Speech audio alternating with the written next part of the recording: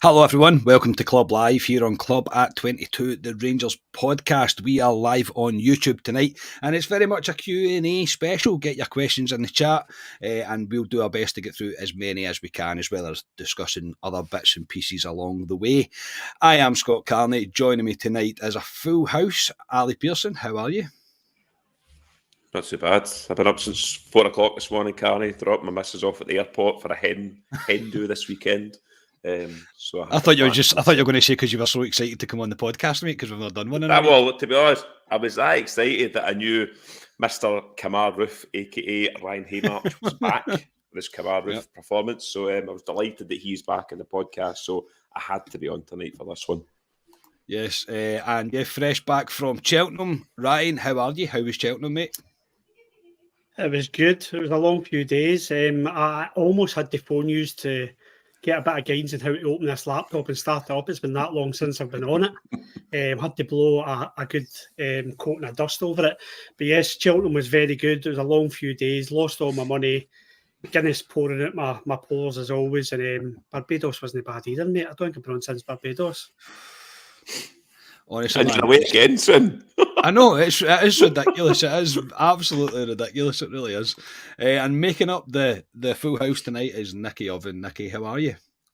Very good, mate. It feels like a while since I've been on as well, actually. It's just disappointing that we've not had a game midweek to talk about or a game tomorrow to look forward to, but I'm looking forward to a Q&A with our listeners, mate. So good to be on and good to see the rest of the guys as well. Yes, it's good to be back. I say it feels extra long because of the cancelled game on Sunday that we've not been on. So I say it's been a busy week for me. So it's good to be back. It is very much good to be back. We'll start off tonight, first of all, by saying happy 50th birthday to Mr. Philip Clement, who turns the big 5-0 today. Happy birthday, Gaffer, from all of us. Ali, we'll start with the cancelled game at Dens. Your thoughts on that fiasco, mate, and the arms and legs that it grew from there? I'm disappointed, to be fair, because I wanted to play the game, Carney.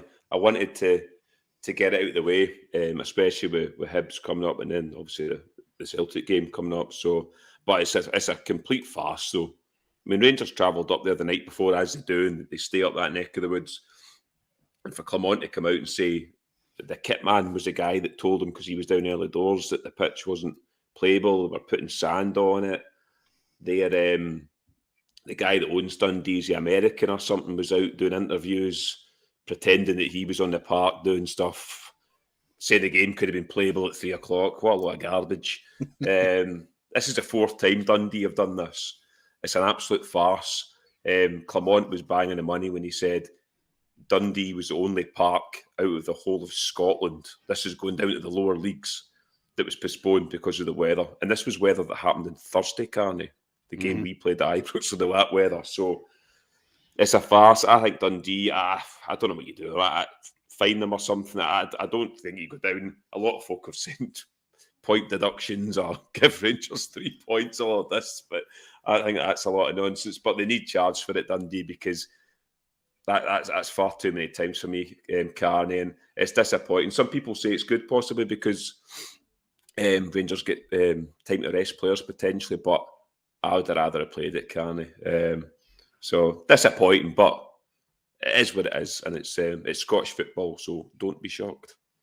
Yeah, Ryan, is there too much looking into it in sense of they like their pitch being a bit of a cow field in order to level the playing field, if you like, when they're playing teams that are better at football than they are? Is there anything in that, or is this just a sheer lack of talent from ground staff or care for ground staff to maybe think maybe we should put covers over this for the next couple of nights? You and your common sense, Carney. I've missed that.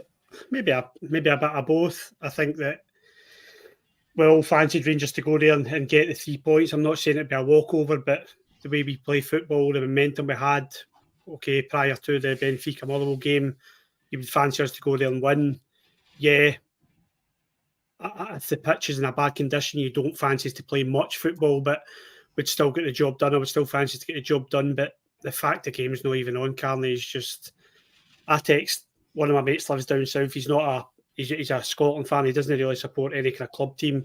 Weirdo. and he likes his English football, and I'm always texting him saying, you can shove that English Premier League up your backside, it's a tourist league. I'm always slagging it because it's not the quality they make it out to be. And I was slagging on Saturday night because I watched the highlights of the Premier League and I said, look at the defending, look at the mistakes. And then we get a game called off in our Premier League, the only game in Britain to be called off due to weather. And he bounces back saying, what about the Singe? It's a farce that it was off, Carney. They've not been taking care of the pitch. There's something not right there for me if that game's been off, because yes, there was heavy rain, but it was heavy rain all across the country.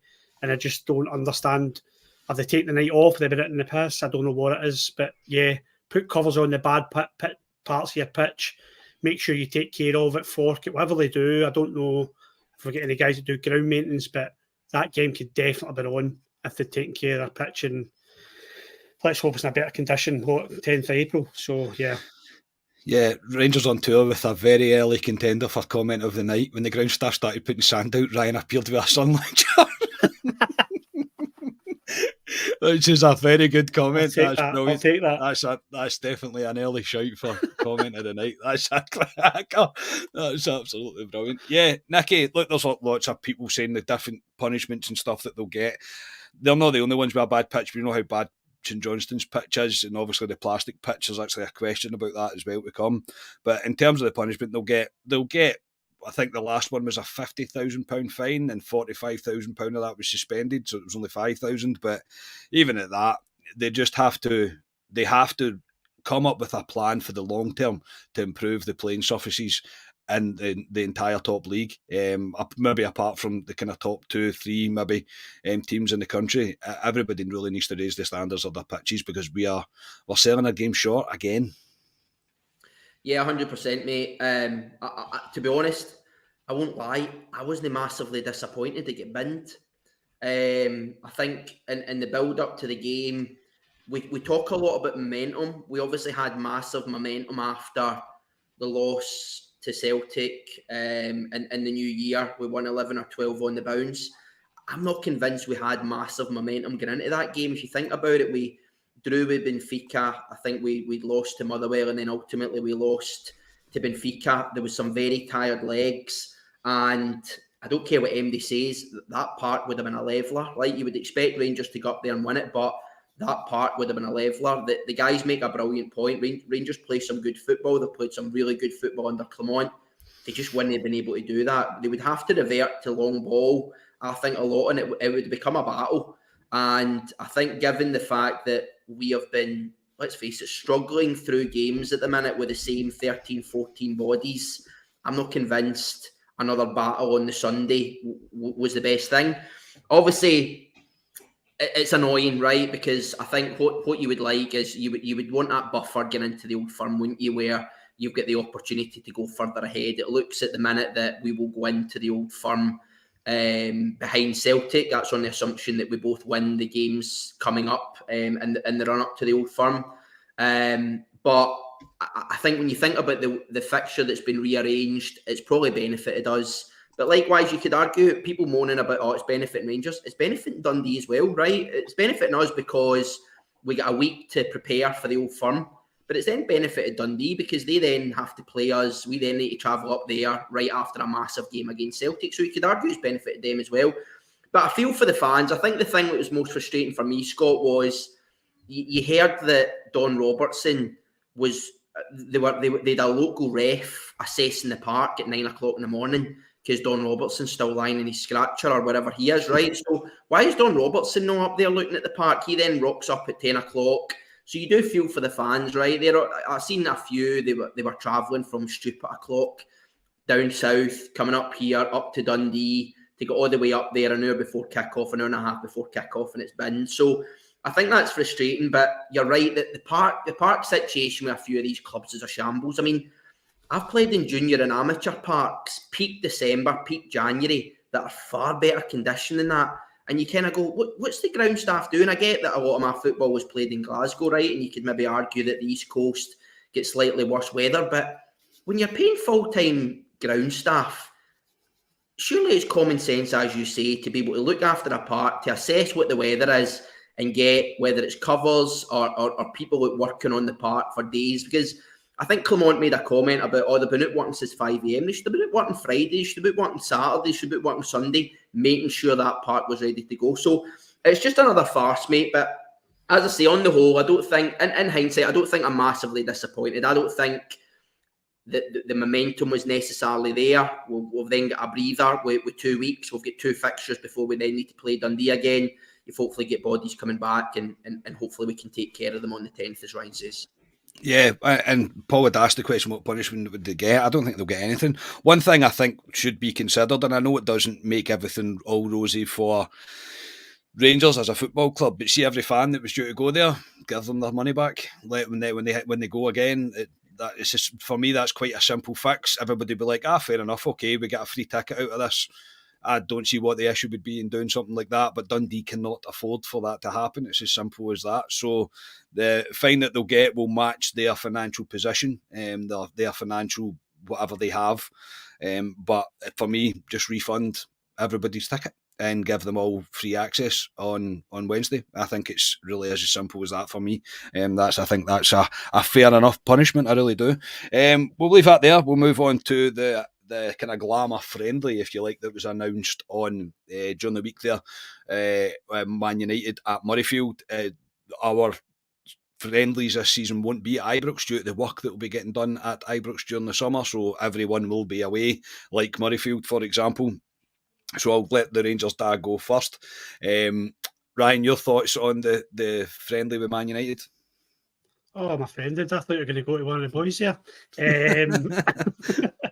I think I always like we play a big team for a tie like that because it generates more revenue for the club. It's more attractive for the fans to go to. I'll be honest, Carney, I think it's more attractive for the fans to go to Murrayfield. I think Ibrox, we've all been to these friendlies. It's a kind of day out to go to Murrayfield, something different. Travelling through Edinburgh for the fans that don't come from Edinburgh, travelling through Edinburgh, something a bit different. I think the atmosphere will be a bit better as well because a lot of people won't be sitting in their season ticket seats, obviously, or all fans won't be in their season ticket seats. So I think it'll be a half decent atmosphere at it.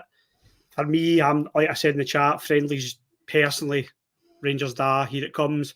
They just don't interest me. I know, was it Bill Stroof or was it Wallace? Somebody will say in the comments Rangers don't have friendlies or challenge matches. I do like that, but I think nowadays they are very much played in a friendly manner. You don't really get a competitive friendly very often these days. So I don't do much. I think it's because I can't shout, Carney. I think it's because I can't shout at players. I don't like a friendly, but it's definitely, listen, it's got to play Man United in a friendly is attractive.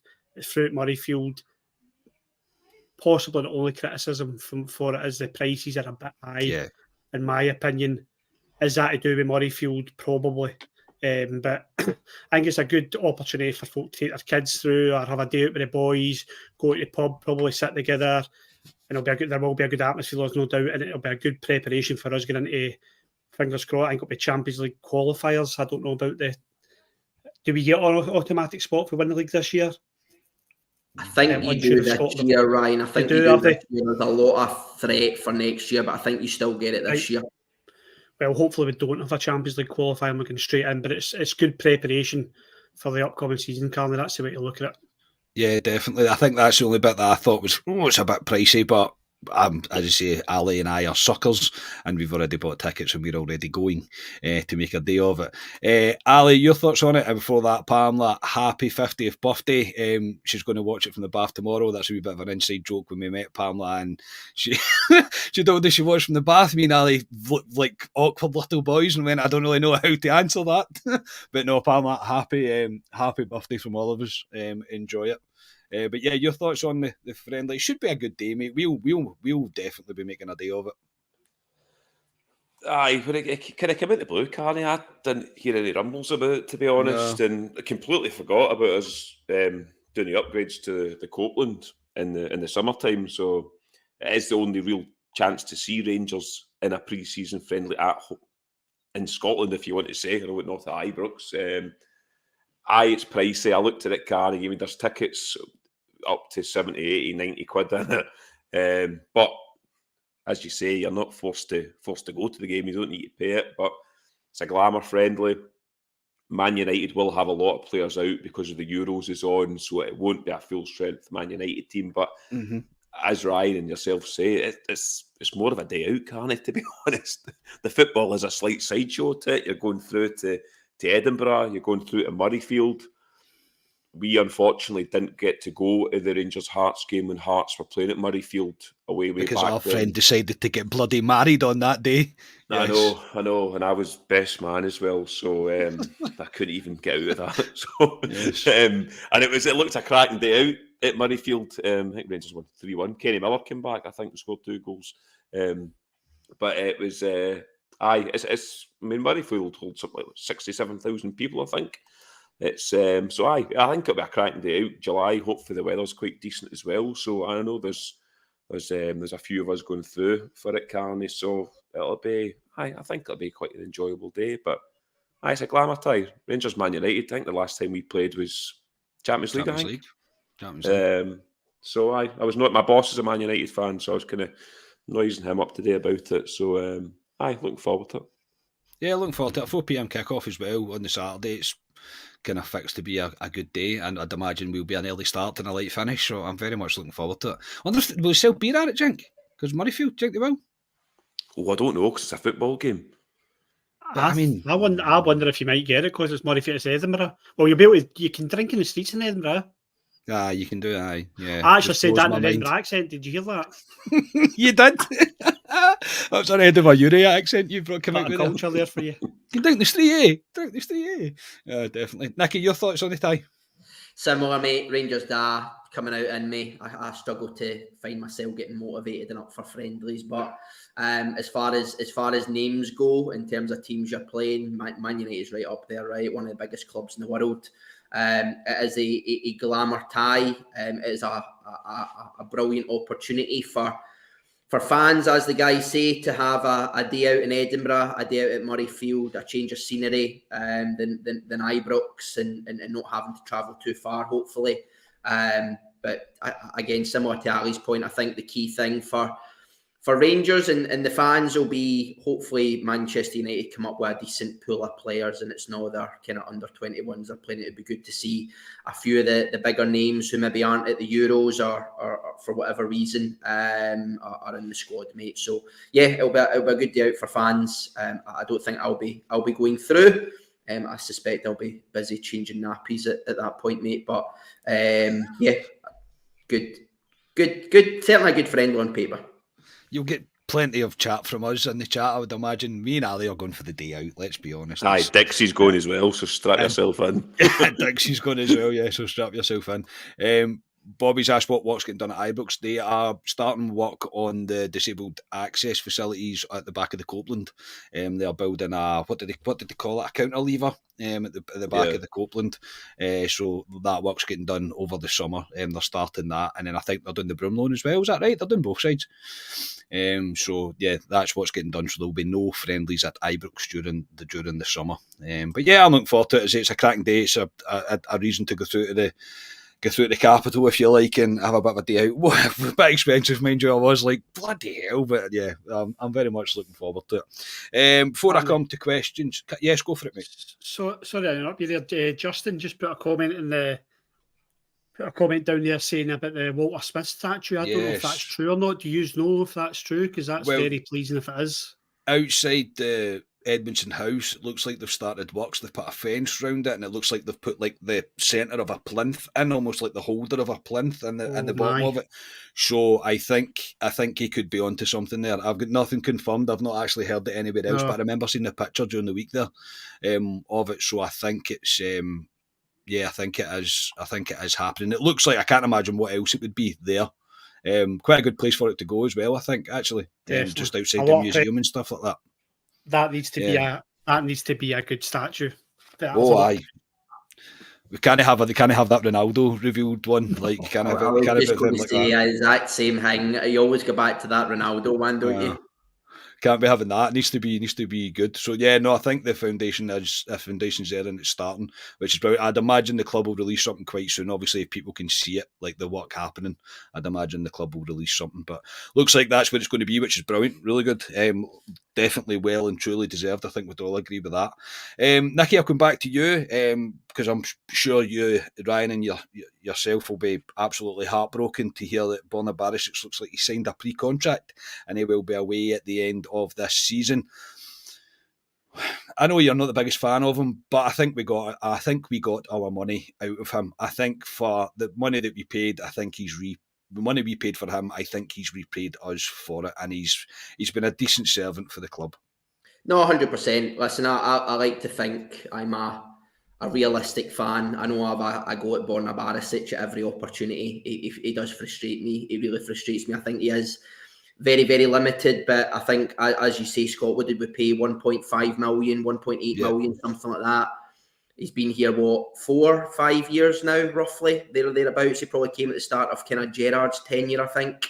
I think he's more than paid his back in that. I think, particularly in his first couple of years, he was strong. He was a good contributor to the team. I think in the 55 season, you think back, I think he was still quite one-dimensional, but I don't think you can argue his numbers. I think that year, and maybe in particular the year before, him and Tavernier's numbers were fantastic. The amount of assists they put on for that team.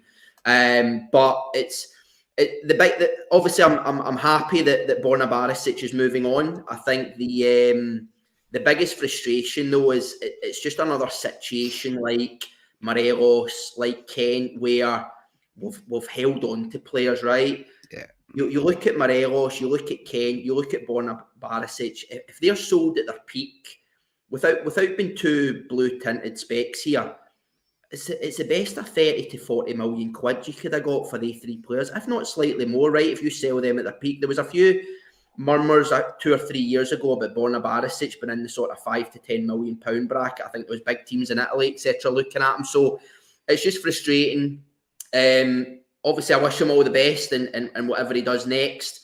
I think you're right. We've absolutely got our money's worth out of him. As I say, the biggest frustration there is he's an individual that should have been moved on probably 24 months ago now, when he was at peak, and we should have taken the money then when there was interest, and it should have been reinvested in a left back at that point. I know at that time we were looking at people like Josh Doig, etc., which is, I think, the frustration we all have with the scouting and the recruitment over the last couple of years. So, no, I wish him all the best and whatever he does next, but he's kind of served his time. Been to finish on a low, I don't really want to see Borna Barisic between now and the end of the season. Yilmaz needs to play every single week for me unless he's injured. Yeah, no, I get that, mate. I get where you're coming from, because Ridvan he's come on leaps and bounds. But in terms of Barisic, Ali, Nicky's spot on. He has to be towards the last of these people that we let their contracts run down and they move on for nothing. We should have got at least our money back for Borna Barisic in order to break even after even the service that he did get. We should have at least made a small profit, probably, you could argue. But he's been a decent servant for the club. But we do have to now, with Coppin now, I think it will change. I do think it will change. I don't think you'll see many of these players getting their contract running down to nothing. We are still very much at the tail end of the Ross Wilson era, I suppose you could call it. So there is a few that are still going to leave for nothing, but wish Borna nothing but the best. Nah, pound for pound, what did he cost us? 2 million quid or something? I thought he was a good signing for us. Agree with Nicky, we've held on to him too long.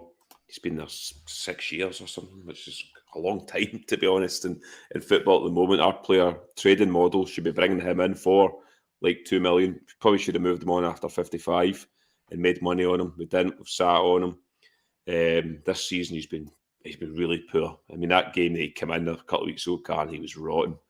I don't like giving Ryan credit, and I gave him credit. I don't know if he listened to the podcast when he was sunning himself in Barbados, but I did give Ryan credit in terms of he did call about Yilmaz ages ago, and I think we kind of went, I'm not too sure about him, but Yilmaz has nailed that left-hand slot down. He's different. He's dynamic. He adds something different to the Rangers team. You see what he adds, and you see when Barisic comes in, it goes back to the same old. So, I wish him nothing but the best, to be honest. But 6 years is far too long to be at a club like us, Carney. But pound for pound, he was a decent enough signing for us, to be honest. But yeah, thanks very much, Borna. But Yilmaz going forward for me, yes. Yeah, goodbye. Well, Butland can be here for 6 years if he wants. I'm quite happy with that. Ryan, I'll leave the final thought on Mr. Barisic to yourself. Be careful because the moth might be watching. I've many chats with him. Many chats with him. I'm not going to slate Borna. I've slated him for the stands and pubs with you guys and on the chats. And you always look at Borna Barisic. I think Nicky summed up perfectly. You look at me for the 55 season, and that's where he peaked for me. His delivery at times was phenomenal, probably as good as I've seen in a Rangers jersey. I will say that. For dead balls at times was brilliant. But his time was up. His time was up a long time ago. I heard from, I'll use it, a very good source, not summer there, summer before, that him and Glenn Kamara were the two people who made it very clear they wanted to leave Ibrox. Why did we not cash in? He was worth an internationalist who has always been about the fringes of Croatia. Let's be honest. Even when he wasn't playing with Rangers, he was playing with Croatia. So he was always thereabouts. We would have got money for him last year or the year before. We didn't. And this is something that if the Rangers board do anything from the Borna Barisic time he's had at Rangers, is they need to learn for that, because too many players who have become assets for us, Ryan Kent, Alfredo Morelos, Borna Barisic, they need to learn from that, because we've let them run their contracts down and probably cost us a pretty penny, Carney, because they were all worth a lot of money at some point. And sometimes I think as a Rangers support, I think we get a bit, because of where we've been, I think we get a bit too attached to players. I think we become scared of change, because, do you know what, Borna Barisic was a good left back and he did do well for us in the 55 season, so let's just stick with him, it might come back. Alfredo Morelos was brilliant at one point, so let's stick with him. Don't be scared of change. Yilmaz has shown that. Give him a chance. He's in. He's, as Ali said, he's nailed it down, and he's completely different to Borna Barisic, and I think we need to kind of embrace that as a fan base as well going forward. And yeah, I don't wish him any harm, and the only reason I say that is because the moth is watching. But yeah, his time is up, and it is goodbye, Borna. Yeah, goodbye, Borna. I say wish him nothing but the best, because I do think we've very much got our money out of him, and I agree with pretty much everything. It's just time to move on from it. He's became part of the old guard that. It's time to move on. It's time to move on, invest his wages at least into somewhere else, into our youth, into whatever we need to do in order to get cover for Ridvan. And even if there's going to be potential that Ridvan can go due to the kind of form that he's shown towards the summer, we could be looking for two left backs. You never know. But yeah, for Borna, just best of luck to him. That's all I can say. Before I come on to questions from the punters, it is time for a word from our sponsors. This podcast is brought to you by spring cleaning champions Manscaped. Clear out that winter bush with Manscaped's Lawnmower 5.0 and watch your confidence bloom. Embrace the season and join the 10 million men worldwide who trust Manscaped. Go to manscaped.com, use the code CLUBAT22 for 20% off and free shipping.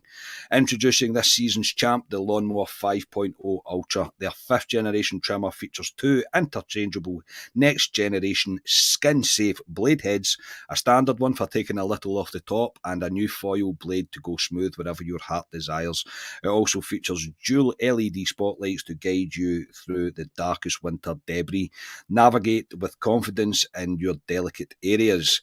Hate making a mess? Not to worry, this bad boy is waterproof. Shave in the shower with ease. I take it with me everywhere I go because it comes with a fancy little compact case. Spring cleaning doesn't just apply to the nether regions. Get the full grooming experience with Manscaped's signature Beard Herger Pro Kit, plus the Handyman electric face shaver, which is Alistair's favourite. Whether you're looking to craft your signature look or clean up that neckline, these are the right tools for the job. Get 20% off and free shipping with the code CLUBAT22 at manscaped.com. That's 20% off and free shipping with the code CLUBAT22 at manscaped.com. Everyone loves a bit of spring cleaning, and our friends at Manscaped give you the best tools for the job. Thank you to Manscaped for their continued support. If you use our code, I say it all the time, but if you use our code, you support this podcast and you won't be disappointed in their stuff. Their stuff is fantastic. Nicky, I'm going to ask you, and if you say you've not used these, mate, you're probably going to take a break the way that Ryan has recently. Have you tried your kit yet? I absolutely have, mate. It is the best. Brilliant. For a man who has used a few other of their competitors, might I say, I have been changed. I'm staggered by the improvement in the Manscaped product, mate. Good, mate. Happy days. That's the way it should be. But generally, well, I know everybody thinks we do just say it, but their stuff is absolutely brilliant. It really is. Right, we'll come to a few questions now. Christopher McLaren asked on YouTube when I put a post up. He was asking about the kind of plastic pitches. He says the dreaded plastic pitches. Hopefully, Livingston get relegated. Dundee United win the championship only because they've got a grass pitch. I don't wish any good on Dundee United. I really don't. But second is Wraith Rovers, who also play on a plastic pitch and have a chance of promotion. We potentially mean that one plastic pitch goes down, one plastic pitch comes right back up. How can we ever attract decent players when we still have these so-called pitches in our league? And do you think that they will see them disappear from the league altogether? Ali, correct me if I'm wrong. I think there's a law coming in, is there not? I think it's by the end of season 28, maybe, or 27, 28, because I know Kilmarnock are definitely changing theirs, and I think there's Livingston are in a kind of, whether they're in a chat, I doubt they're in a chat, but I think they are thinking about changing theirs to grass as well. For me, if you're a Premier League team, you should be playing on grass. It is really as simple as that for me. We shouldn't have them. I mean, Livingston's had call-offs this season because of their pitch, and it's a all-weather pitch. So how does that work? But no, I mean, Livingston will go down this year. Livingston are miles off it, so they'll go down. Kilmarnock, as you say, they're digging their pitch up in 2 years or something, so that'll change. But no, in the top flight in Scotland, it should be a grass pitch, can't it? There's no reason why there can't be a grass pitch. There's some teams like Motherwell. I mean, Motherwell had a horrific pitch years ago, and they dug it up and put a proper one. It's probably one of the best pitches in Scotland, Motherwell's pitch now. So, if you're in the top flight, it should be a grass pitch. I didn't know that rule was coming in, to be honest. I think there is. I could be wrong. I mean, don't quote me on that. Like, I'm very rarely right, so don't quote me on that. But I'm sure there is some. I think there is a law coming, but I don't think it's too later on. But I know Kilmarnock are definitely going to change theirs. Yeah. Yeah, no, I know Kilmarnock's is a definite. I think it's 2026 again. I could be wrong. 2026, I'm sure it is. Somebody in the comments can correct us, but I'm sure it's 2026. But aye, it is a leveler, these parks. I know Rangers should be able to play in any park against these teams because they get better players, but it is a leveler, especially Kilmarnock's park, because you go down there and Kilmarnock used to play in that park, and it is a bogey ground for us and Celtic at times as well. But in this day and age, the way technology is in terms of your parks, apart from Dundee, but a grass park it should be going forward. Yeah, I absolutely agree. Ryan, your thoughts on plastic pitches? I think we're all agreement. I think on this, I don't think I've ever asked Nicky about it, but they shouldn't be in the league. No, I don't think it should be in the league, Carney. They're just not for me. I don't think anybody will be in favour of them. I never feel as if, and I'm pretty sure, I've never seen Rangers play well on it. If you know what I mean, it always seems to be a kind of struggle. I know they've won games convincingly, but it's never a good game of football, in my opinion. I think Ali's right. Kilmarnock know how to play on it as a bogey ground for us and for them as well. I just don't like it. I don't like it at all. There's benefits for the clubs. I understand that their games don't get called off. I think they've got all their my son used to be with Kilmarnock, and Kilmarnock, their youth teams train on the rugby park as well, so they've got those benefits for them. But surely I'll look to invest in ground staff, drainage, whatever you need to do. Other teams seem to be able to keep decent pitches across the winter, so I think the teams that are struggling like Dundee or the teams that are going to change their pitches from plastic to grass need to look at investing in ground staff, drainage, whatever it is, to keep their grass to a good condition, to a Premier League condition, because that's what it has to be. And yes, I am all for getting rid of them. Do you say 2028? I think so. Don't quote me on it, mate. Honestly, don't. Yeah, bring that forward to 2025 would be my shout. No, it's just no for me. I don't think. I'll probably echo what everybody says. Plastic pitches are just a big no for me. Yeah. Nicky, you've probably played a lot more football than Ali, Ryan and I put together, no offence lads, but you've probably played more football, and I'd imagine you've played on quite a few plastic pitches. What's your take on them? Should they be in the top leagues in Scottish football? They shouldn't be in the top leagues, to answer your question. I actually quite like plastic parks. I quite enjoy playing on them. I'm a bit of a... I like to play football. I'm not one of these people... Is that because you've lost the pace a wee bit, mate, and it's a slower game? Probably I'm a bit 5'8", I know, so I can't win many headers. So I like the ball on the ground, and I've been to some parks where you go, this is an absolute cow field. I'd much rather go on a plastic park. But no, to answer your question, there's no reason for these parks to be in the top flight. We don't see it in a lot of the other top flights. If we're serious about being a product that Sky and other TV companies want to invest in, we need to take these away. I get that there's some challenges with parks. I know we spoke earlier on about the Dundee pitch. We obviously spoke about the St Johnstone pitch, but it just changes the whole dynamic of a football game. Ryan's right. We just don't adapt well to plastic parks. And that goes for Celtic as well. This isn't just a Rangers thing. Celtic don't adapt well to plastic parks either. We are teams who are expected to dominate the ball. It gives these clubs a complete advantage because they're training on these parks 5 and 6 days a week. They're playing on them twice a week. It completely changes the dynamic of the ball as well. Even on a dry plastic park versus a wet plastic park, it completely changes the movement of the ball, right? The speed, the bounce, everything just changes, and it's just incomparable to a grass park. But as I say, I have played a lot of football. I've played on a lot of grass parks across kind of Glasgow and the West. There is no reason for these top clubs to not be able to maintain a grass park. I think you're right, Scott. I did see a headline about there was noise about them being simply removed from the top league. Well, also, King Pedro's put up here that there's a vote at the end of this season by the clubs. The relegated teams won't get a vote, but the promoted sides get one, so it needs to be an 11-1 vote. I don't know if that's true, and I don't know if that is true, but if that is the case, then I think there will be a good chance that they could be gone. Yeah, I think so. I mean, realistically, who would be the only team that would vote for it is potentially Kilmarnock. Did you say the relegated team don't get a vote? Livy won't go down. Livy will go down. You think so? Livy are miles off it. Aye, Livy are about 11 points for safety. They're dead in the water. They're gone. Are they? Oh, aye, they're gone, mate. They're about 11 or 12 points for they're a guarantee to go down, can't they? Are they? So they're gone, mate. So they're off. But anyway, we digress. I think Kilmarnock have already come in. They're already having chats about removing it and putting in a grass park again. So there's 2 away, ideally. Likewise, you probably don't want Wraith coming up if they've got a plastic part. I wasn't aware they've got a plastic part, but I agree with the guys. They're just a nightmare. I dread going to Livingston. I dread going to Kilmarnock, and it's games that you think we should be gupping these teams, right? But I dread going to them just because we always struggle in these parks. So, and every manager, right? You look at Gerrard, guys that have played at the top of the game. Clement, also very good career. All they do is come in and moan about these parks, right? Professionals don't like them either. So, aye, the sooner we get rid of them, the better, mate. Yeah, everybody's giving me a good chat. Sorry, everybody. Sorry, I didn't check the league table. I do apologise. Arrogant Rangers fan. I know, absolutely, mate. An ignorant Rangers fan is exactly what I am.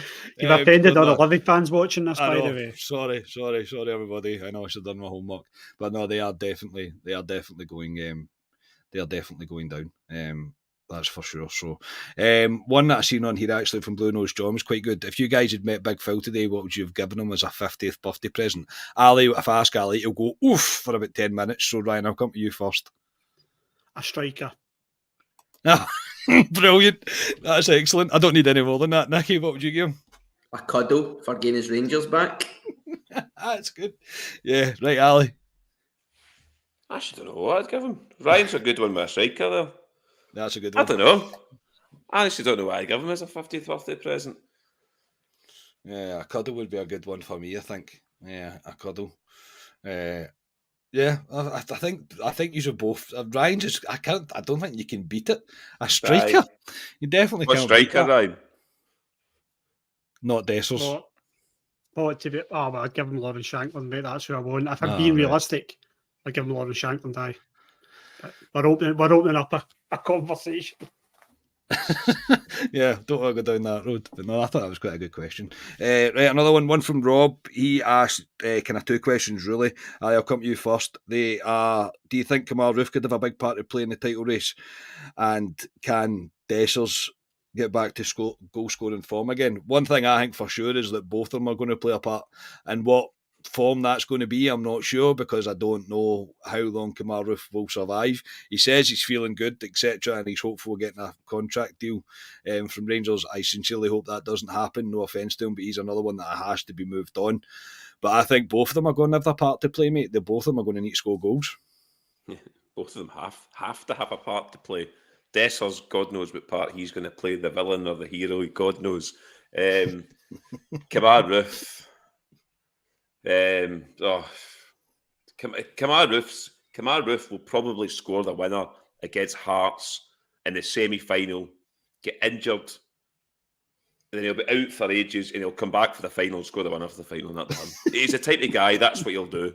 Or he'll score the goal that wins us the title or something like that.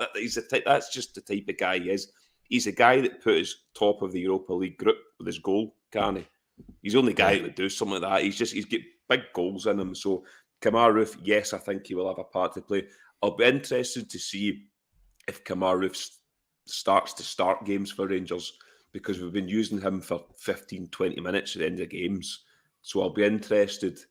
I'll be interested to see who plays against Hibs at Ibrox next week. Dessers for me, Carney, you don't know what you're going to get with him. Yeah, no.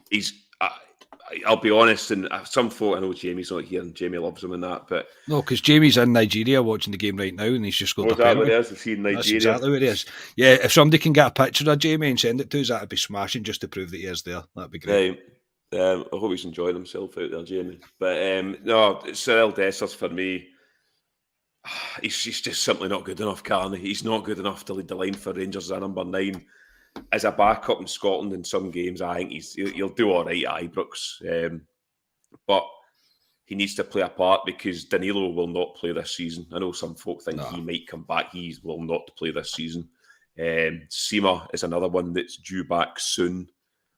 But he doesn't play through the middle. Sima.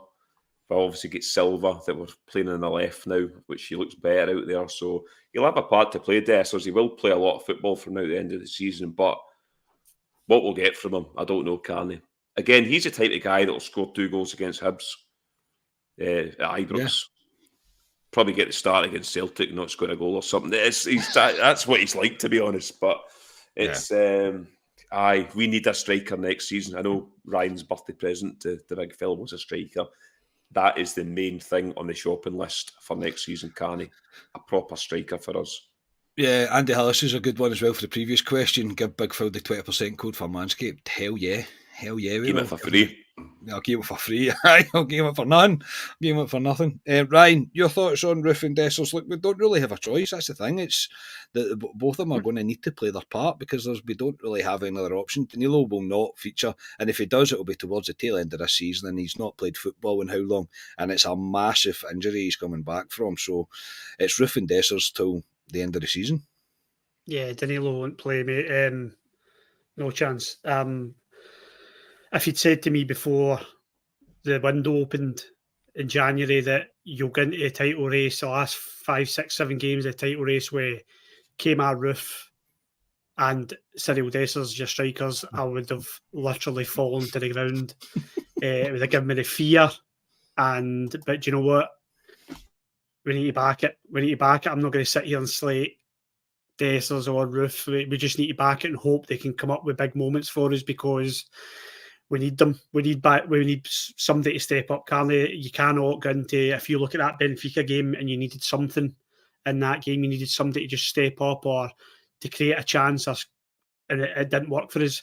That can't happen in 2 weeks. We'll have the conversation, we'll have the pod, and we'll talk about that in depth. That can't happen in 2 weeks. You need big players to step up in big moments. And Kamal Roof, for all we criticise him and have a laugh and joke about him, Ali's right. He is one of those players. He is one of those players who will score a winner in a big game. And then if it's a big game, if he scores in a cup final, he'll go and lift the trophy with a moon boot on. That is Kamal Roof. If she said to me he can play 60 minutes, I would pick Kemar Roofe before I pick Cyril Dessers. That's how my head works.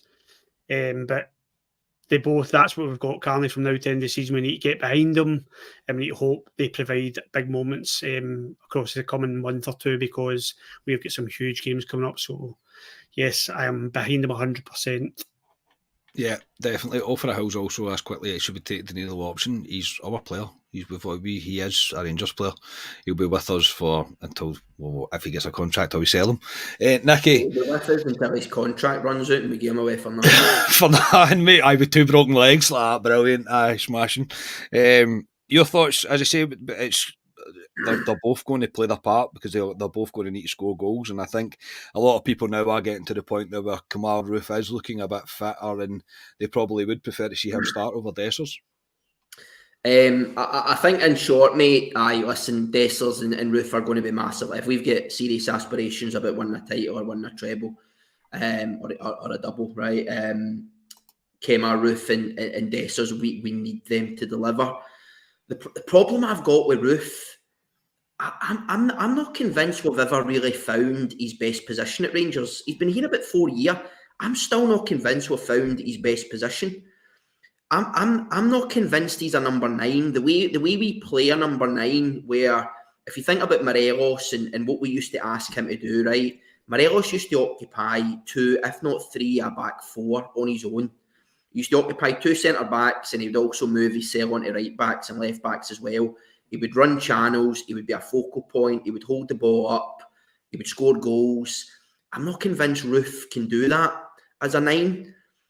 I then go, I don't think he can play out wide. I think probably his best spell, in my opinion, for me, was the first season we had him under Gerrard, where we didn't really play wingers, although we played a kind of 4-3-3 or a 4-2-3-1, whatever way you want to call it. Gerrard or Beale, if he was the supposed brains behind the operation, he kind of played with those kind of inverted 2-10s as opposed to wingers, didn't he? Like Ryan Kent and whoever was on the right side, whether it was a Joe Aribo or a Kemar Roofe or whoever it was, to kind of come inside the park a wee bit. I tend to think that was probably where we get the best out of Kemar Roofe, because I think if you isolate him, he's no use. I think we've seen a couple of times where we've went to Celtic Park, he's been completely isolated up the park himself. And when you're playing balls up and you're wanting somebody like an Alfredo Morelos to run a channel, hold the ball up, win a foul, I don't think Roofe can do that. On the flip, however, Ryan's point, Kemar Roofe delivers big moments. He delivers big goals and big moments. My biggest challenge is, where do we fit him into this team? I don't think he's good enough to lead the line as our number. I don't think he's fit enough. I don't think he's got legs to lead us as a number 9. But then on the flip side, you go, if a chance falls to somebody in the box, is it Cyril Dessers or Kemar Roofe? Who do you want? It's Kemar Roofe every day of the week, mate. So I think absolutely he will play a big part if he can stay fit. He will score goals. I'm just not convinced about whether I would trust him to lead the line as a number 9. Maybe a game at Ibrox against maybe lesser opposition, but these games are limited now. We've only got a couple of games left. We then go into the split where we're going to be playing teams who are playing for, let's face it, the title. They're going to be playing for European places, etc. I think you probably stick with Dessers, to be honest. Even though his goal conversion is nowhere near as good as I think somebody like Kemar Roofe would be, I think he probably gives you slightly more in that position than maybe what Kemar Roofe would give you. Yeah, I get it, mate. I get it, but I think both of them are going to be crucial, no matter what. No matter what you look at it for the rest of the season. Quick questions, a couple. I'll answer this on behalf of all of us. John Allen's asked, "What do you guys think about our corners?" Hoaching, absolutely hoaching, and everybody will agree with that. And Aldo asked, "When's the next live event?" It will be in summer. It will be in summer. I will hopefully announce it within the next couple of weeks. So, yeah, just keep your eyes and ears peeled on the socials and obviously on here, and I'll announce when the next one is going to be. But, yes, we will do it again, and we are going to do it again, and it will look like it will be summer. We just need to plan round Ryan's 85 holidays that he's got booked in. So, we'll move on to James Quinn, who asked, how much will be invested in the summer if we win the league, considering we had a rebuild last summer? Ryan, you want to take that first? How much? It depends how much money we get for players leaving. Yeah. Yeah, depend on how much we get with players leaving. It would depend if we win the league or not, because you've got that automatic Champions League money. That'll determine a lot of it. And I'll be honest with you, I say this all the time, and I end up megging my face sometimes not. I don't think it overly matters too much about how much you're going to invest, because if you're shopping in the right markets, and I hate saying this, and I'll get shot down for it, but you look at that lot, and they targeted a market under a previous manager, and it worked for them, and they had big balls to do it, but they got players dirt cheap who have proved assets for them, and they will sell them on, and that's where I look at it for Rangers. And I think Clement and Niles Coppin will look at it and think, where's the best market for value for Rangers? We need to look at something different, and I think you can already see it with Diamandi. What did we pay for? 4 or 5 million for him? I'm confident he's going to be a player that's going to go again, Carney. I think that shows you can get quality. I know some people criticised him for his performance against Benfica. I think that was really harsh, I'll be honest. A young lad playing a big match like that, an atmosphere with the demand that he has to acclimatise to, but I've no doubts he'll be a big player for us and he'll move again. A bit like maybe a Rebo and Bassi. I think he'll go again like that. But it's targeting the right market, Carney, more than how much money we're going to spend is my view on it. Yeah. Nicky? Even if we win the league, I don't think we're going to shoot the lights out with massive net spend. I mean, we all talk about Beale and how much he was backed. I mean, Beale spent 15, 16 million quid, but we probably brought in about 11 or 12 that summer. If you think about Glenn Kamara, Fashion Sakala, I think Kovac was the other, probably one that went for decent funds. We probably brought back in the best guts of sort of 10 to 12 million. So the overall net spend was probably in about 3 or 4 million with Beale, and that's a rebuild, right? So I don't envisage we're going to just get into a market and spend 20 million quid net, right? We're just those days are done, unfortunately. The Champions League's a game changer. I think the new format, 2 additional fixtures as opposed to the usual 6. I think they're now talking upwards of 40, 50 million kind of guaranteed to get in there.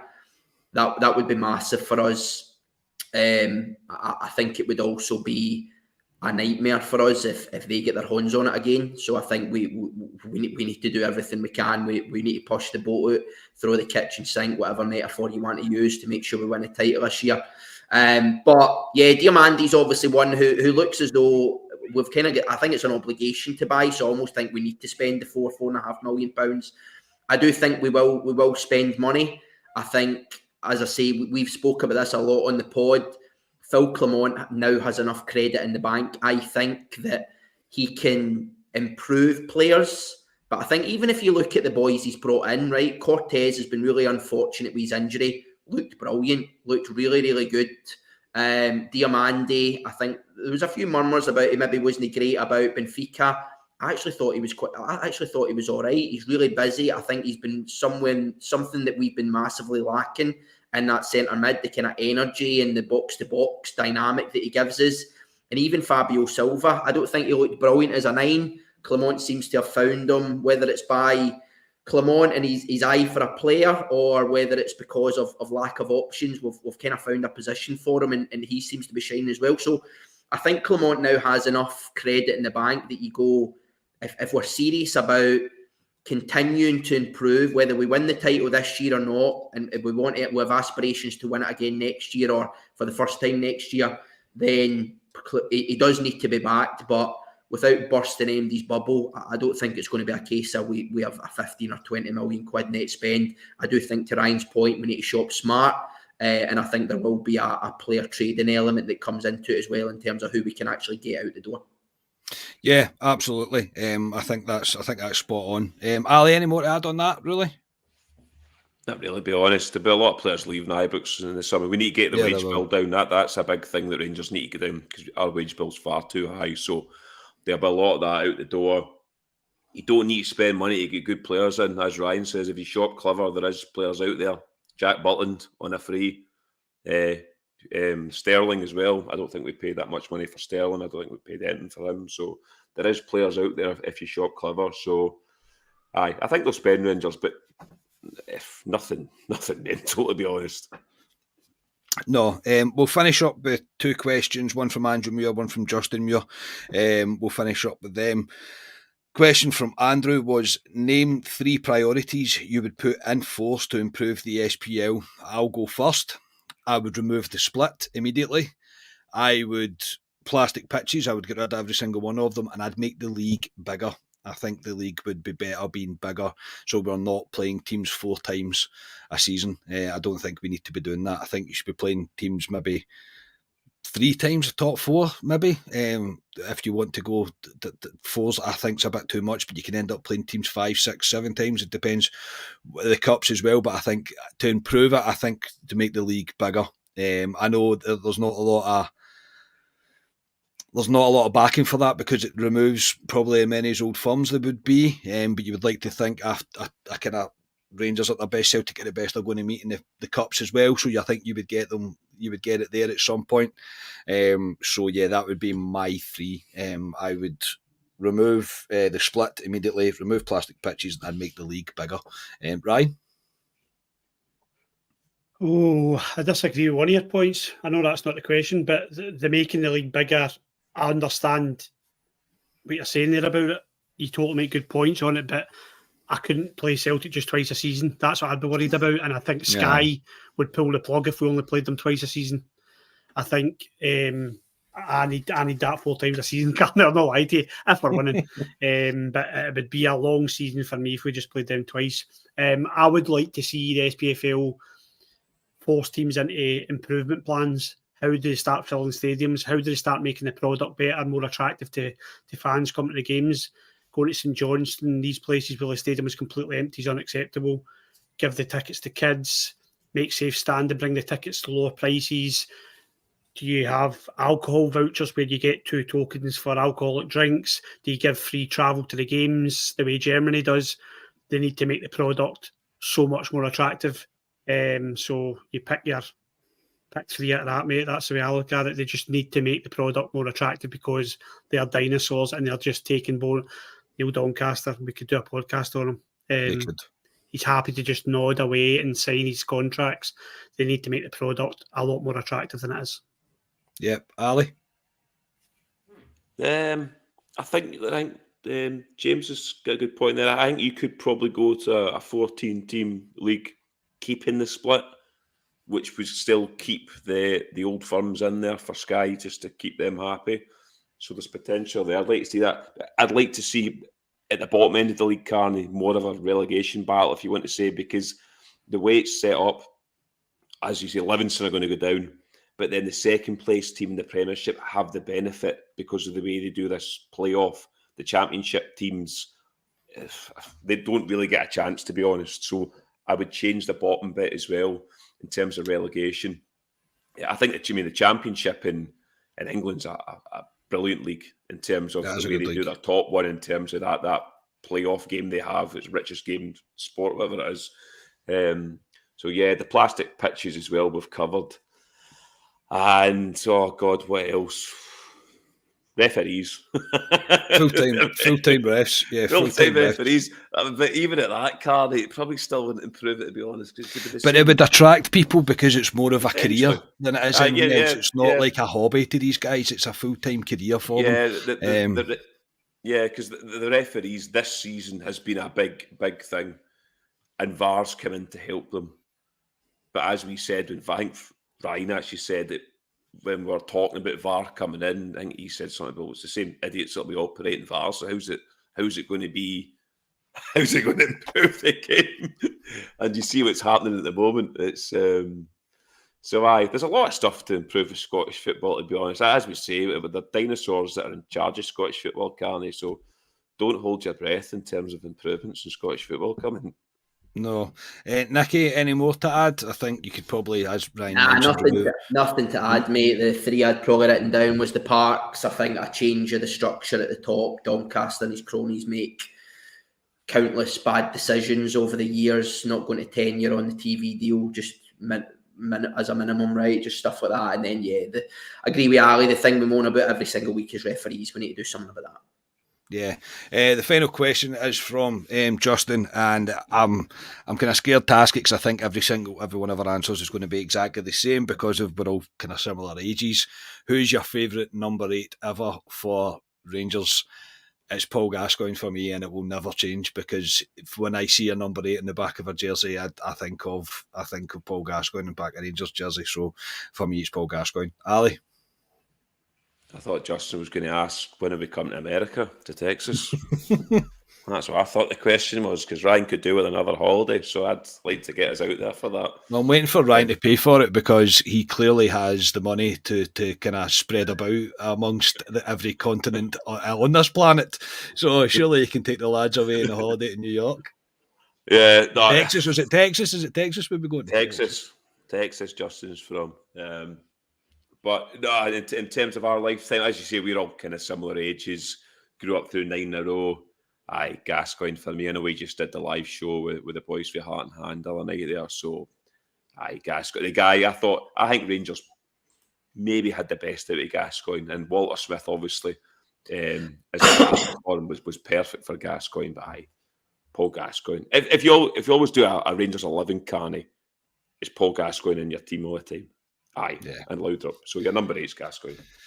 Yeah, Ryan. I know I love Ryan Jack and all that, but it's not even can't even lace the boots of Mr. Paul Gascoigne. Any change in you for that? Actually, not Gascoigne. It's Nicky Law for me. I thought it was unreal. I thought it was unreal in the journey. Yeah, unreal in the journey. Is it Gazabot? Yeah. Gascoigne, mate. Oh, of course, yeah. I always say this when I talk about favourite players. I've said this in the pod before. Brian Laudrup's my god. Love him. Favourite player ever.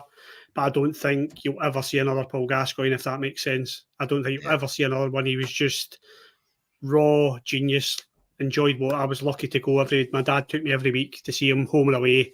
And it was a joy to watch. Just the natural ability that guy had was a joke. And we had him. And it was a pleasure to watch. A pleasure. Ali? Thank you very much, Just Severe. God bless America. Thank you, mate. Yes, Thank you very we will much. be coming to Texas, definitely. Ryan has just texted me to confirm it. So Ryan's paying. We'll be there. It would be brilliant. Nicky, for you, who's your all-time number 8? We've been quite blessed with quite a few good number 8s, actually, because I think obviously Gascoigne's the key one. I'm pretty sure Barry Ferguson started off as number 8. Then is Barry Ferguson. I think you're forgetting Stephen Davis as well, by the way, was number 8, who is a lot of people's favourite. But I think Gascoigne. I think if I think about my earliest memories, similar to Ryan, Brian Laudrup will always be my. I don't think anybody, no matter what they do, right? I don't think anybody will overtake Brian Laudrup, but Gascoigne is a very close second, I think. So definitely favourite number 8, Paul Gascoigne. Yeah, when I think about Gaz and I think about the goals he scored and the goals that I've seen as well with my own 2 eyes, being at Ibrox, you're privileged. You really are privileged to have seen a guy like that play for us because he was just top drawer, absolutely top drawer. Same as Laudrup in his palm. Laudrup was just tremendous. Laudrup will forever be my favourite Rangers player. It will never change. But him and Gascoigne together, it was something to behold. That will do us for tonight, gentlemen. Thank you so much for everybody for getting involved in that. We do love doing these, to be honest. It's always good to be able to take a wee kind of a break from the kind of the hamster wheel of just constantly talking about current Rangers news. It's nice to dip in and out of different things. So an absolute pleasure to do so. Ali, for tonight, thank you very much. No problem. Just to wait to watch the Scotland game. No, you're not. No, good to be on. Good chat. Good questions for the guys in the comments. But I'm actually quite glad, Carney, that we've got a wee break this weekend from the football because it's been a wee bit full on. But as we start back next weekend against Hibs, it's full go again. So yes, as of next week, I'll be gearing up for the Hibs game. Yeah, Ryan, thank you for showing up. I'm presuming I'll see you at the end of the season, maybe for a pod. Yes, thank you, mate. Thank you for the welcome back, lads. Thanks for the welcome back in the comments as well. Listen, I got it tight. I deserve it. I'll take it, but see how my recovery goes this week, and hopefully I can make it 2 pods in a row on Tuesday. Stay tuned. Yeah, well, you won't be on Tuesday, unfortunately, mate. So Oh, that's right. No podcast. It'll be Friday. For that comment, mate, you can host next Friday. Do you know what? I'm going to go on holiday next week. Yeah, you will. Yeah, no doubt. Nicky, thanks, mate.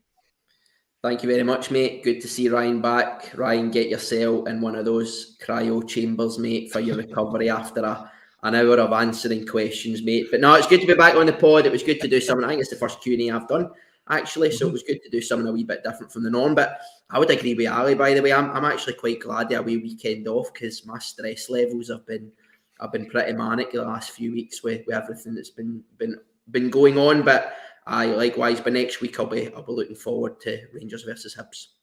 Yeah, absolutely. We will be back next week at the start of the week. I'll be bringing a club extra with pod friend Stevie Clifford as we come on and do a catch up as we usually do towards international breaks.